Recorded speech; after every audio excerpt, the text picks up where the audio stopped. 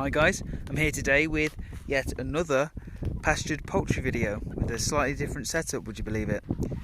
This setup's much more like the Richard Perkins one. In fact it's pretty much the same model as his. It's a much larger chicken tractor as they've got a lot more chicken, several hundreds as far as I can recall. And they rotate it more often for that exact reason.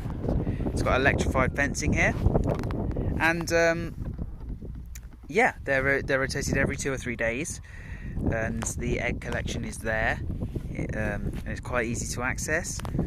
But yes, the chickens are happy and healthy and deliver lots and lots and lots of eggs. They are free to pluck around and eat insects. I guess they're eating daddy longlegs this year, crane fly should I say, because they are everywhere at the moment. It's late September when I took this. It was the 22nd I think. And it's gorgeous. I'm here at Henbant farm in North Wales, and it is gorgeous. There's the sea, here are the hills, and that way, not too far, is Snowdonia. And it's a permaculture farm here, so we do everything in a way that can be permanently done without damaging the environment and even enhancing things like soil health and biodiversity. And this is a great example of that, as they're just building the soil, making really rich soil that's not too acidic because we keep moving it, so we don't oversaturate it, but the result is really good. When they purchased this farm about 9 years ago, in 2012, there was nothing but tiny, really small grass, really low down grass, and actually a lot of just moss. There was barely grass when they got here. And these pastured chickens have created an extremely dense sward. They haven't even been doing pastured chickens for that long, but you can't part the grass. You can't find any bare ground. It is so thick. This might even be thicker than places I've seen with rewilding. It is extremely impressive. And this isn't even the most biodiverse part of the sward. This is one of the least biodiverse parts of the sward. And there's just so many different types of forbs and contextually desirable plants here for a pasture, which suggests really good nutrient cycling. And as I say, they don't just have chickens on here, they have cows and sheep that come through here on a rotational basis, and they're inspired by ideas from holistic management.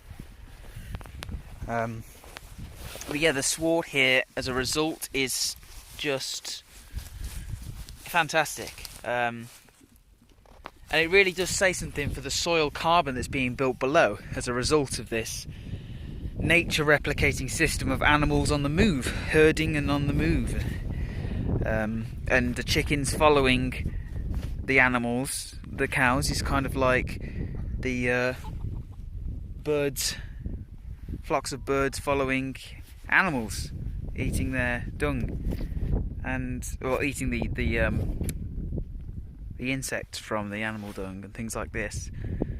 And you can really, as I say, it really shows something for the soil carbon levels that are built up,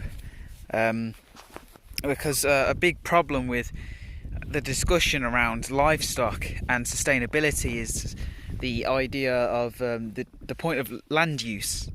A lot of people say, well, to raise livestock, a certain amount of calories or protein of livestock meat or eggs, you need X amount of land, and that's much more than plant-based protein or something like that. But what they're not paying attention to is the fact that assumes that the amount of grass growth in an acre of land, the amount of animal forage and feed that can grow on one set area of land, a hectare or an acre of land, is a constant, that the photosynthesis on that land is a constant, and nothing could be further from the truth.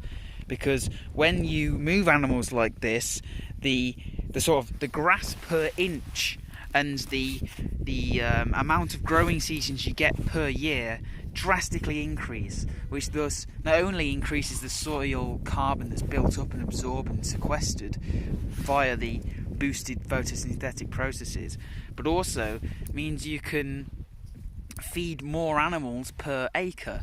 So this equation that people often jump to when they talk about the amount of land for livestock and how it's inefficient and it can't feed the world that way, it's completely incorrect. It is using a baseline that is already degraded. They are assuming that things are managed conventionally, and under a conventional system, don't get me wrong, it really is inefficient, but that's not the way it is here. And also, a healthy grassland is a great ecosystem.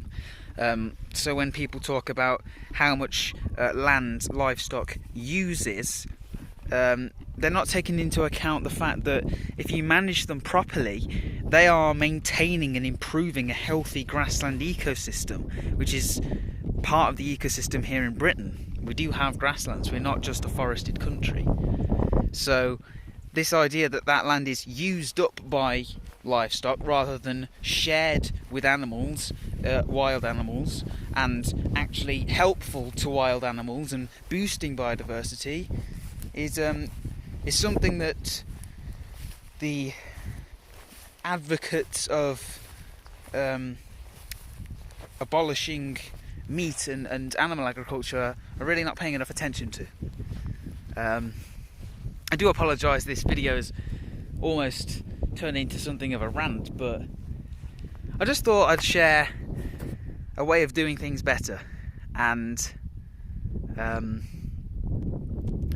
just a reminder to take a lot of statements around sustainability and agriculture with a pinch of salt, and yeah, always question things like that, and always question things like this. Question everything around sustainability, because we need to keep finding answers, and here in permaculture we're always looking to do things better and better. There is no perfect system, but it's good to always be looking to get closer to a perfect system and constantly be improving. Here are the cows as well. But yeah, that's about it for today, before I just end up ranting for ages. Yeah, I hope you enjoyed it. This is absolutely regenerate here at Henbant Farm in North Wales, and yeah, I'll see you next time. See you soon.